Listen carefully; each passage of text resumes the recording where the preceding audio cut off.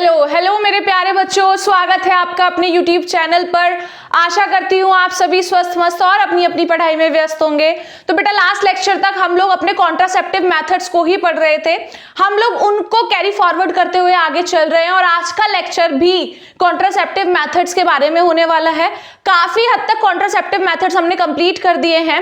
आज ये last lecture होने वाला है कॉन्ट्रासेप्टिव मेथड का। हमारे दो मेथड्स बचे हुए हैं। The method number 1 is surgical method and the method number 2 is MTP, जो कि लास्ट मेथड होने वाला है कॉन्ट्रासेप्टिव मेथड का। Basically MTP is not a method, ये कोई ऐसा नहीं है कि ये कोई मेथड है, लेकिन यहाँ पर कुछ तो होता है, वो आगे पढ़ेंगे हम लोग इसी वीडियो में, तो बने रहे इस वीडियो में। लेकिन सर्जिकल मेथड की बात कर ले तो सर्जिकल मेथड नाम से ही पता पड़ रहा है, सर्जरी मतलब बॉडी ऑर्गन में किसी ऑर्गन की सर्जरी होने वाली है जिससे प्रेगनेंसी कंसीव होने से बचा जाएगा। ठीक है बेटा, तो आज का मेथड हमारा क्या होने वाला है? The method number 1 is surgical method. It's surgical method, और एक और नाम बोल देते हैं इसको, स्टेरिलाइजेशन भी बोल देते हैं बेटा, स्टेरिलाइजेशन भी बोल देते हैं, या फिर अगर हमारी आम भाषा में बात करी जाए तो इसको नसबंदी भी बोल दिया जाता है, कि नसबंदी करा दी है, नसबंदी बोल दिया जाता है। तो बेसिकली बेटा व्हाट इट इज, क्या है ये, अगर हम इसके बारे में देखें तो it is a permanent procedure. ठीक है, it is a permanent procedure to prevent pregnancy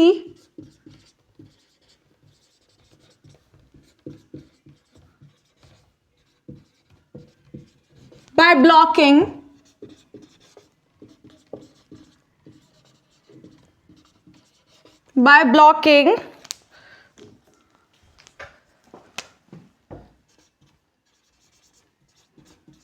fallopian tube and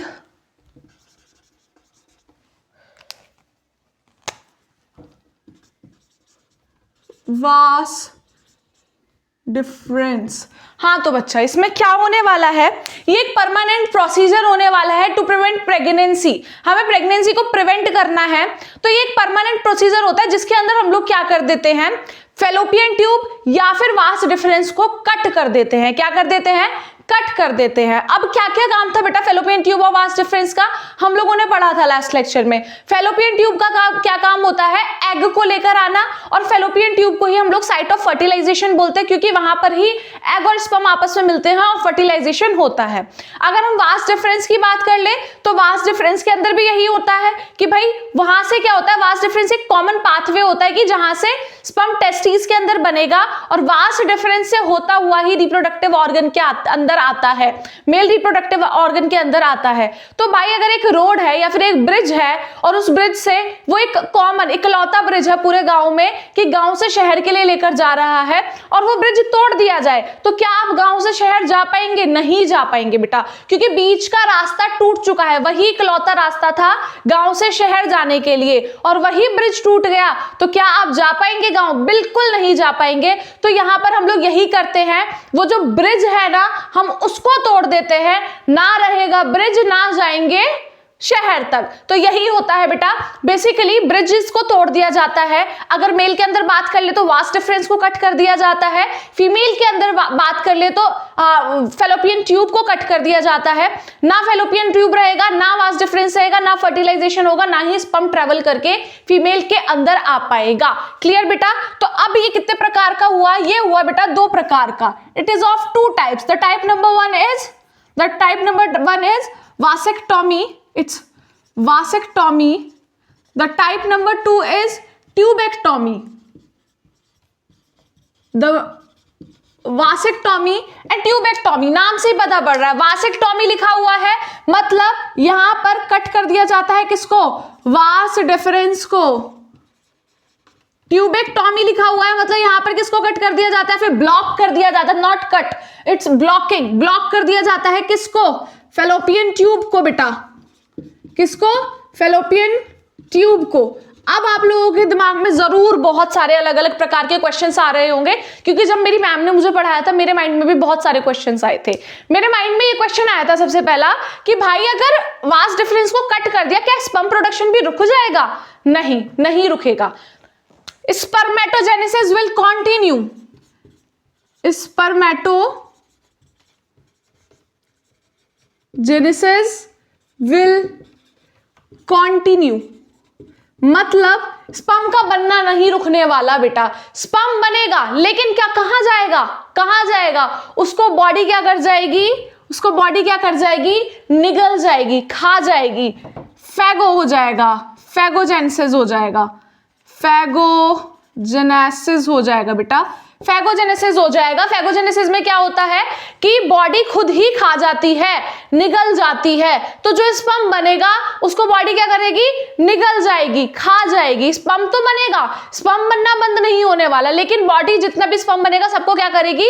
खा जाएगी। तो क्या सीमेन आ पाएगा बाहर? यस, सीमेन आएगा, सीमेन आएगा बट विदाउट स्पर्म, सीमेन आएगा बट विदाउट स्पर्म। सीमेन तो होगा, सेक्सुअल इंटरकोर्स पूरा अच्छे से होगा जैसा हमेशा होता है, सेक्स राइट में कोई इशू नहीं आने वाला, कोई प्रॉब्लम नहीं आने वाला, सब कुछ होगा। लेकिन क्या होने वाला है बेटा कि जो सीमेन आएगा उसके अंदर स्पर्म नहीं होगा, there will be no sperm. ठीक है, क्लियर? यही डाउट्स मेरे हुआ करते थे। अगर हम लोग बात कर लेते हैं ट्यूबेक्टोमी की, तो ट्यूबेक्टोमी में क्या हो जाएगा बेटा? अगर फैलोपियन ट्यूब कट गया तो ओव्यूलेशन नहीं हो पाएगा। ठीक है, ओव्यूलेशन नहीं होने वाला, एग ही नहीं आ पाएगा बाहर। लेकिन एग बनेंगे, यस, एग विल, बने हुए तो पहले से ही होते हैं, लेकिन मैच्योर होंगे, हमेशा मैच्योर होंगे। क्या आपका मेंस्ट्रुअल साइकिल लाइक मेंस्ट्रुएशन रुकेगा? नहीं रुकेगा, मेंस्ट्रुएशन होगा, मेंस्ट्रुएशन विल कंटिन्यू,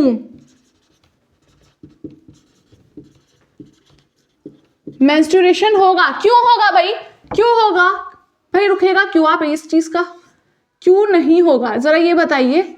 यहां पर बनती थी एंडोमेट्रियम, ठीक है, और यहां पर था हमारा fallopian tube, this is fallopian tube, this is endometrium.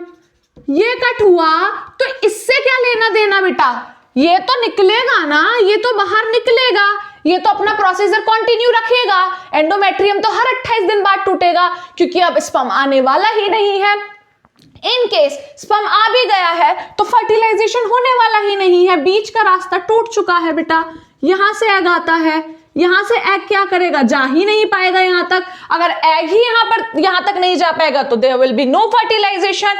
If fertilization will not take place then what will take place? The menstruation will takes place. Menstruation होगा, पीरियड्स होंगे, ब्लीडिंग बाहर आएगी। ठीक है बेटा, तो मेंस्ट्रुएशन विल कंटिन्यू, मेंस्ट्रुएशन नहीं रुकने वाला है, रहेगा मेंस्ट्रुएशन कंटिन्यू। क्लियर बच्चा? क्लियर? तो यही था पूरा vasectomy and tubectomy.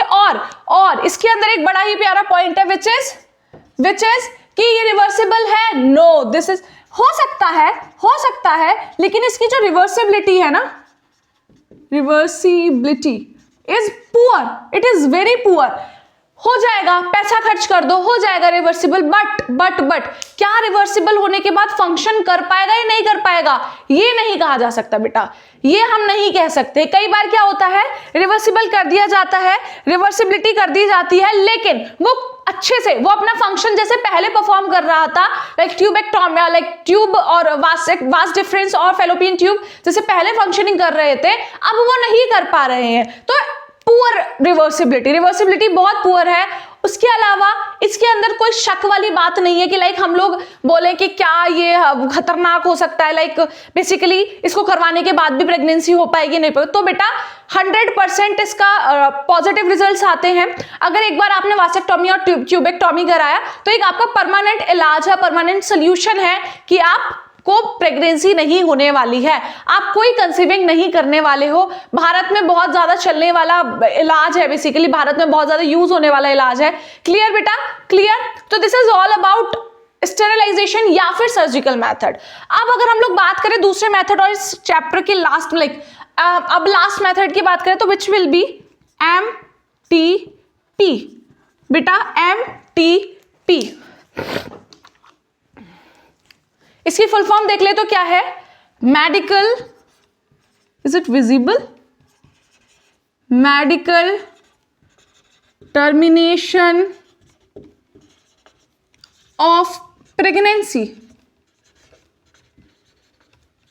Late me check first कि ये दिख भी रहा है आपको, is it visible to you all? हाँ हाँ हाँ, इतना भी मतलब थोड़ा खतरनाक है, लेकिन हम अब यूज नहीं करेंगे। क्या है बेटा मेडिकल टर्मिनेशन ऑफ प्रेगनेंसी? क्या है? The procedure, the voluntary procedure, not procedure, the voluntary procedure और द इंटेंशनल प्रोसीजर। द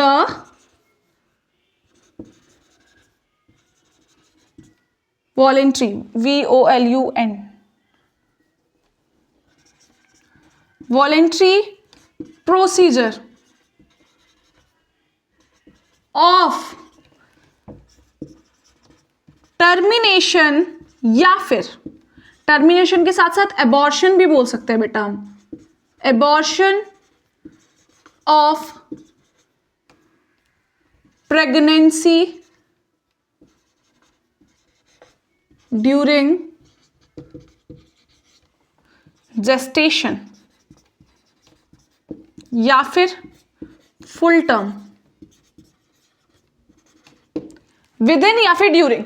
बेटा बेसिकली इसके अंदर क्या होता है कि MTP एक ऐसी चीज है या फिर ऐसी वो है एक ऐसी मेथड है जिसके अंदर क्या होता है बेटा, मेडिकल टर्मिनेशन प्रेगनेंसी का मतलब है कि मेडिकली प्रेगनेंसी को रोक दिया जाए, अबॉर्ट कर दिया जाए। अगर बच्चा है, आप लोग कंसीव कर लिया है, बच्चा होने भी वाला है, नहीं होने नहीं वाला, बच्चा आपके पेट में हो गया है, जायगोट बन गया, एम्ब्रायो बन गया, लेकिन इन सडनली आपको लगता है कि मुझे ये बच्चा नहीं चाहिए, तो आप क्या करवा लेंगे, मेडिकल टर्मिनेशन प्रेगनेंसी। अब बेटा क्या है ये, अब अगर हम मेडिकल टर्मिनेशन प्रेगनेंसी को देखा जाए तो कितनी ज्यादा हो जाती है, कितनी मेडिकल टर्मिनेशन प्रेगनेंसी देखी जाती है, किसके अंदर, इंडिया के अंदर, भारत के अंदर, या फिर विश्व के अंदर, सॉरी विश्व के अंदर। आपकी एनसीईआरटी की लाइन कहती है बेटा, ये आपकी एनसीईआरटी की लाइन क्या कहती है आपसे, आपकी एनसीईआरटी की लाइन ये कहती है कि बेटा 40 मिलियन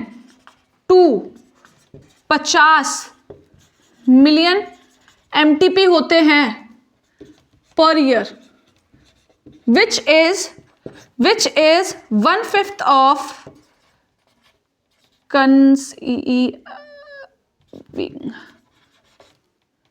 कंसीविंग रेट। अब बेटा हमारे विश्व में 40 मिलियन से 50 मिलियन MTP देख लिए जाते हैं हर वर्ष होते हैं, हर साल 40 मिलियन से 50 मिलियन MTPs देखे जाते हैं, विच इज 1/5 ऑफ कंसीविंग रेट। जितना ज्यादा औरतें कंसीव करती हैं उसका 1/5 पार्ट, मतलब 40 से 50 मिलियन MTP करा लेती हैं हर साल। अब बेटा सरकार ने इसको लीगल भी कर दिया है, काफी हद तक गवर्नमेंट इसको लीगल कर चुकी है, गवर्नमेंट की तरफ से इसका लीगलाइजेशन आ चुका है। क्या लीगलाइजेशन आ चुका है और क्यों आ चुका है ये भी देख लेते हैं कि भाई क्यों लीगलाइजेशन आया है और क्या किस कंडीशंस पे लीगलाइजेशन आया है। लेकिन उससे पहले एक और इंपॉर्टेंट चीज देख लेते हैं, विच इज एनसीईआरटी की ही लाइन कहती है बेटा, ये भी एनसीईआरटी की लाइन है, which is really very important. आपको पता होना चाहिए कि एक साल में कितनी MTPs देखी जाती हैं, तो which is 40 million to 50 million, which is 1/5 of conceiving rate. ठीक है, इसके अलावा एनसीईआरटी की लाइन एक और चीज कहती है, ग्रीन यूज कर लेते हैं, दिख रहा है इतना तो विजिबल हो पा रहा है, ये कहती है कि भाई अब MTP आप कब कब करा सकते हो, कौन कौन सी कंडीशंस होती हैं आपकी MTP कराने की। तो ये कहती है बेटा कि अगर आप लाइक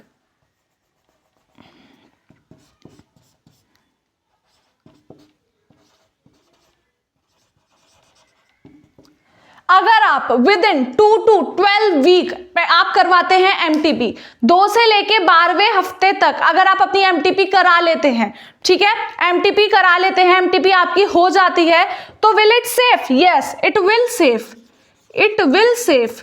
और इसमें कितने डॉक्टर्स की रिक्वायरमेंट होगी?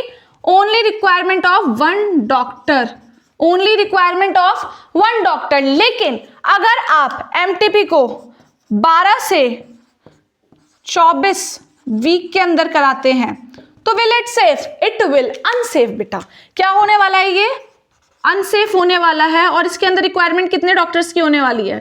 2 डॉक्टर्स, 2 डॉक्टर्स। तो बेटा इस चीज को याद रखना, काफी इंपॉर्टेंट चीज है कि भाई एमटीपी की भी 2 कंडीशंस दी गई हैं। एमटीपी की 2 कंडीशन ये दी गई हैं, 12 वीक के अंदर अंदर अगर आप करा लेते हैं तो एमटीपी विल सेफ, लेकिन अगर 24 वीक तक आप लोग वेट करते हैं एमटीपी कराने का तो it will unsafe for you. और ये कुछ रिक्वायरमेंट है कि इतने डॉक्टर होने चाहिए। अगर आप 12 वीक तक कराते हैं तो आपको रिक्वायरमेंट रहेगी 1 डॉक्टर की, लेकिन अगर आप 24 वीक तक कराते हैं तो आपको रिक्वायरमेंट रहने वाली है 2 डॉक्टर्स की।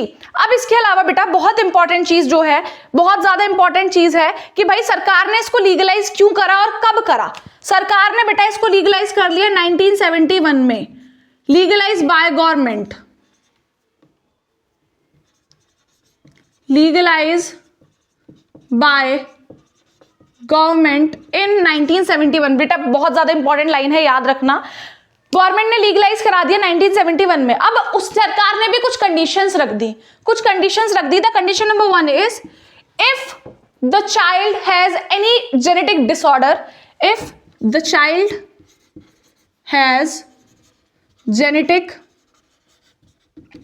disorder, अगर बच्चे को किसी भी प्रकार का जेनेटिक डिसऑर्डर होता है तो हम एमटीपी करा सकते हैं। अब बेटा ऑब्वियसली अगर बच्चा इस धरती पर, हम ठीक है उसको ले आते हैं इस धरती पर, लेकिन उसके अंदर एक इतना खतरनाक डिसऑर्डर है जिससे वो पूरे जीवन जितना जिएगा उतना जूझेगा, उसी से जूझने वाला है। वो ना अच्छे से रह पाएगा, ना अपना जीवन देख पाएगा, ना उसको ये पता पड़ेगा मैं इस धरती पर हूं नहीं हूं। वो एक बीमारी के साथ पैदा होगा जो कि बीमारी सही नहीं हो सकती। तो क्या उसका धरती पे आना अच्छा रहेगा, सही रहेगा? बिल्कुल नहीं रहेगा। तो इसीलिए बेटा उसकी एमटीपी करा दी जाती है। अगर इन केस कोई भी बीमारी या कोई भी डिसऑर्डर ऐसा है जो कि पैदा होने के बाद कुछ एज के बाद ठीक हो सकता है तो एमटीपी नहीं कराते हैं लोग। लेकिन बेटा कई बीमारियां ऐसी होती है जो कभी ठीक नहीं हो पाएंगी, तो इसलिए एमटीपी को ही चूज करते हैं। ठीक है, तो ये लीगलाइज करा गया था। Number 1 is if child has any kind of genetic disorder, अगर child is unsafe for mother, like जो चाइल्ड है उसके अंदर कुछ चीजें ऐसी हैं कि जो को मां को मार सकती हैं। लाइक अगर वो ग्रो करेगा आपके पेट के अंदर तो मां भी मर सकती है उस कंडीशन में, तो तब भी क्या करा दिया जाता है बेटा? एमटीपी करा दी जाती है।